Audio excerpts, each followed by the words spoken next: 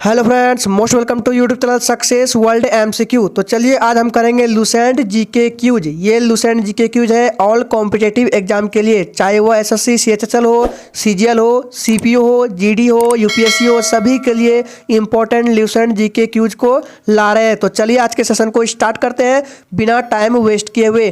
तो आज के सेशन का सबसे पहला प्रश्न आपके स्क्रीन पर है, भारत का राष्ट्रीय नारा क्या है? जन गण मन, श्रमेव जयते, वंदे मातरम या फिर डी सत्यमेव जयते। और आपको सोचने के लिए 5 सेकंड का टाइम भी दिया जाता है और आपका टाइम शुरू होता है अब। अगर आपको इनमें से किसी भी प्रश्न का आंसर आता है तो आप कमेंट बॉक्स में लगा सकते हैं टाइम्स अप। तो चलिए इस प्रश्न का राइट आंसर डी हो जाएगा, सत्यमेव जयते। जी हाँ दोस्तों, भारत का राष्ट्रीय नारा सत्यमेव जयते है, डी बिल्कुल सही जवाब है। चलिए आगे देखते हैं। अगला प्रश्न आपके स्क्रीन पर है, भारत की राष्ट्रीय लिपि कौन सी है? देवनागरी लिपि, ब्राह्मी लिपि, खरोष्ठी लिपि या फिर डी इनमें से कोई नहीं। चलिए आपका टाइम शुरू होता है अब। हम ऑप्शन को बोलते जा रहे हैं, आप सुन के समझ के लाइव चैट नहीं, कमेंट बॉक्स में आंसर देते जाइए। तो चलिए इस प्रश्न का जो राइट आंसर है 2 का क्या हो जाएगा? ए हो जाएगा देवनागरी लिपि। भारत की राष्ट्रीय लिपि कौन सी है? देवनागरी लिपि। ऑप्शन ए बिल्कुल सही जवाब है।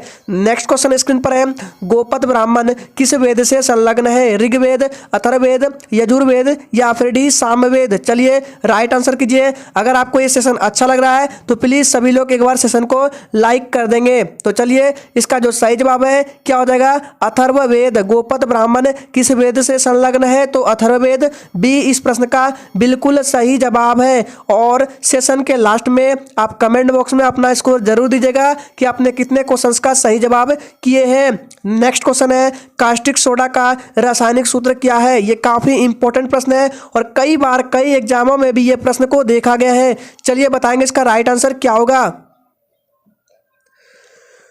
Times up. तो इस प्रश्न का राइट आंसर ए के साथ चला जाएगा, NaOH। कास्टिक सोडा का रासायनिक सूत्र होता है ए। इस प्रश्न का बिल्कुल सही जवाब है। नेक्स्ट क्वेश्चन है, किस विटामिन की कमी के कारण खून का थक्का नहीं बनता है? काफी इंपॉर्टेंट प्रश्न है। चलिए इसका राइट आंसर कीजिए।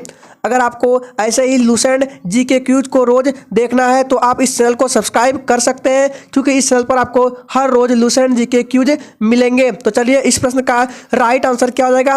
5 का विटामिन के हो जाएगा। याद रखिएगा, जिसके शरीर में विटामिन के की कमी होती है उनके शरीर में रक्त का थक्का नहीं बनता है। यानी कि रक्त का थक्का नहीं बनने से अगर आपको कहीं चोट लगता है तो वहां से खून निकलने लगता है, और जिसके शरीर में विटामिन के की कमी रहेगी तो जल्दी उसका खून निकलना बंद नहीं होता है, और जिसके शरीर में विटामिन के की मात्रा होगी वहां तुरंत रक्त का थक्का बन जाता है और खून का निकलना बंद हो जाता है। चलिए ए इस प्रश्न का बिल्कुल सही जवाब है। नेक्स्ट क्वेश्चन स्क्रीन पर है, शरीर की सबसे छोटी मांसपेशी कौन सी है? फीमर, टीनिया, गिलेट या स्पेडियस। बताएंगे इसका राइट आंसर क्या होगा।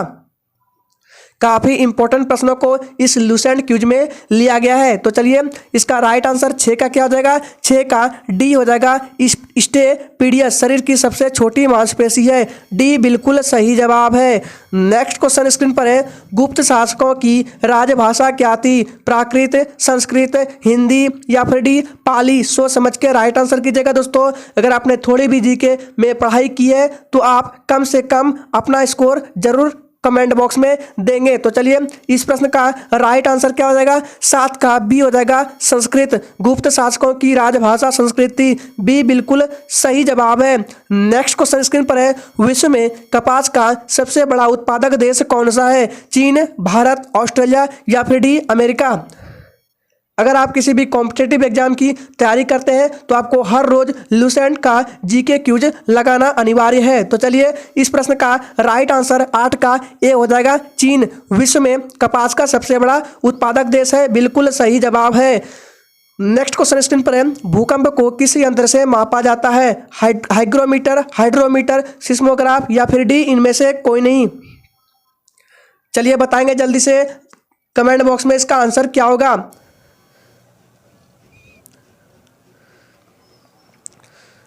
Times up. तो चलिए इस प्रश्न का राइट आंसर 9 का क्या हो जाएगा, सी हो जाएगा। सिस्मोग्राफ, भूकंप को किस यंत्र से मापा जाता है, तो सिस्मोग्राफ से, सी बिल्कुल सही जवाब है। नेक्स्ट क्वेश्चन स्क्रीन पर है, शुद्ध जल का पीएच मान कितना होता है, 6, 7, 5 या फिर डी 3। बताएंगे इसका राइट आंसर क्या होगा। यह भी काफी इंपॉर्टेंट प्रश्न है और कई बार कई एग्जामों में भी इस प्रश्न को देखा गया है। तो चलिए इसका सही जवाब बी हो जाएगा, 7। शुद्ध जल का पीएच मान 7 होता है। ठीक है, क्या होता है, 7। बी बिल्कुल सही जवाब है। चलिए एक क्वेश्चन हम आपके लिए दे रहे हैं, देखते हैं कितने बच्चे कमेंट बॉक्स में इसका सही जवाब करते हैं। तो क्वेश्चन है कि शिक्षा किस सूची का विषय है। क्या है, शिक्षा लिख रहे हैं, क्वेश्चन को समझ लीजिए। शिक्षा किस सूची का विषय है, क्वेश्चंस को सही से सुन लीजिए और देखते हैं कितने बच्चे इसका सही जवाब करते हैं कमेंट बॉक्स में। चलिए आगे देखते हैं। अगला प्रश्न आपके स्क्रीन पर है, तानसेन का मूल नाम क्या था, गोपाल दास, महेश दास, रामतनु पांडे या डी इनमें से कोई नहीं। बताएंगे इसका राइट आंसर क्या होगा। अगर आपने इस सेट का कम से कम 50% क्वेश्चंस का भी सही जवाब दिया है तो आप जीके में थोड़ा बहुत जानते हो। तो चलिए इस प्रश्न का राइट आंसर क्या देगा, तानसेन का मूल नाम रामतनु पांडे, सी इस प्रश्न का बिल्कुल सही जवाब है। नेक्स्ट क्वेश्चन स्क्रीन पर है, अलबरूनी किसके साथ भारत आया था, मोहम्मद गोरी, इल्तुतमिश, कुतुबुद्दीन ऐबक या D Mahmood Ghaznavi.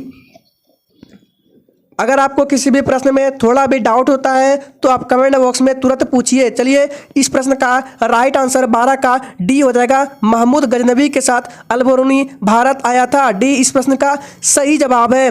Next question आपके स्क्रीन पर आ रहा है, हिंदी साहित्य का स्वर्ण काल किसके शासनकाल को कहा जाता है, समुद्रगुप्त, हर्षवर्धन, धर्मपाल या फिर डी अकबर। जी हाँ दोस्तों, ये सभी एग्जाम के लिए काफ़ी इंपॉर्टेंट क्यूज है। तो चलिए इस प्रश्न का 13 का क्या हो जाएगा, डी हो जाएगा, अकबर। याद रखिएगा, अकबर के शासनकाल को हिंदी साहित्य का स्वर्ण काल कहा जाता है, डी इस प्रश्न का बिल्कुल सही जवाब है। नेक्स्ट क्वेश्चन स्क्रीन पर है, विश्व में टीन का सबसे बड़ा उत्पादक देश कौन सा है, चीन, भारत, अमेरिका या फिर डी मलेशिया।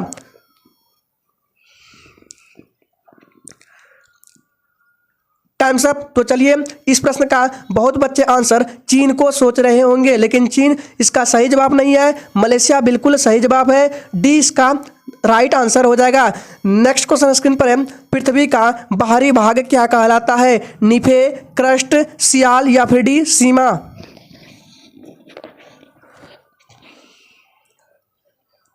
Times up. तो इस प्रश्न का राइट आंसर बी है, क्रस्ट। पृथ्वी का बाहरी भाग क्रस्ट कहलाता है, बी बिल्कुल सही जवाब है। नेक्स्ट क्वेश्चन आपके स्क्रीन पर है, जनसंख्या का महाविभाजक वर्ष कहलाता है, 1872, 1920, 1921 या फिर डी 1952।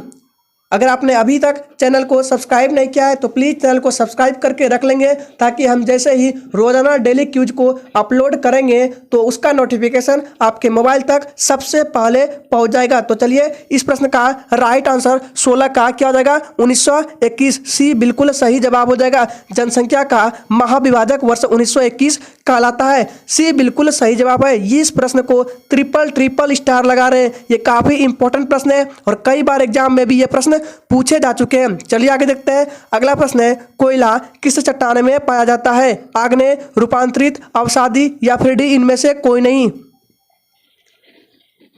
चलिए जल्दी से कमेंट बॉक्स में आंसर कर देंगे आप लोग। तो इस प्रश्न का सी बिल्कुल सही जवाब हो जाएगा, अवसादी। याद रखिएगा, कोयला किस चट्टान में पाया जाता है, तो अवसादी, सी बिल्कुल सही जवाब है। नेक्स्ट क्वेश्चन आपके स्क्रीन पर है, 18 नंबर, लाल रक्त कण का निर्माण किस में होता है, अग्नाशय, लीवर, अस्थि मज्जा या फिर डी इनमें से कोई नहीं। काफी इंपॉर्टेंट प्रश्न है, इसका राइट आंसर आप लोग जल्दी से करेंगे। Times up. तो इस प्रश्न का सही जवाब क्या हो जाएगा, 18 का क्या हो जाएगा, सी अस्थि मज्जा में, सी बिल्कुल सही जवाब हो जाएगा। लाल रक्त कण आरबीसी, रेड ब्लड सेल, इसका कार्यकाल पूछे तो 120 दिनों का होता है और आरबीसी का कब्रिस्तान पूछे तो प्लिया होता है। चलिए आगे देखते हैं। अगला प्रश्न स्क्रीन पर है, इनमें से ये प्रश्न मिस प्रिंटिंग हो गया है, ये आपका नहीं होगा। यहाँ से प्रश्न है, डीसीएम ट्रॉफी का संबंध किस खेल से है, कबड्डी, हॉकी, फुटबॉल या फिर डी क्रिकेट। बताएंगे इसका राइट आंसर क्या होगा। Times up. तो इसका सही जवाब 19 का सी हो जाएगा। फुटबॉल से डीसीएम ट्रॉफी का संबंध फुटबॉल खेल से है। सी बिल्कुल सही जवाब है। चलिए आगे देखते हैं। अगला प्रश्न है, जब भारत स्वतंत्र हुआ उस समय ब्रिटेन में किस पार्टी की सरकार थी? Labour party, conservative party, Republican party या डी डेमोक्रेटिक पार्टी? बताएंगे इसका राइट आंसर क्या होगा। ये आज के सेशन का आखिरी प्रश्न है। अगर आपने 20 प्रश्न में से 12 का भी सही आंसर दिया है तो कमेंट बॉक्स में अपना जरूर आंसर करेंगे कि आपने कितने क्वेश्चंस का सही जवाब दिया है और अपना शहर का नाम जरूर लिखेंगे। तो चलिए इस प्रश्न का 20 का क्या हो जाएगा? ए हो जाएगा लेबर पार्टी। ऑप्शन ए इस प्रश्न का बिल्कुल सही जवाब है। तो उम्मीद करेंगे आपको ये सेशन अच्छा लगा होगा। तो इसी तरह के लूसेंट क्यूज को देखने के लिए आप हमारे चैनल को सब्सक्राइब कर सकते हैं।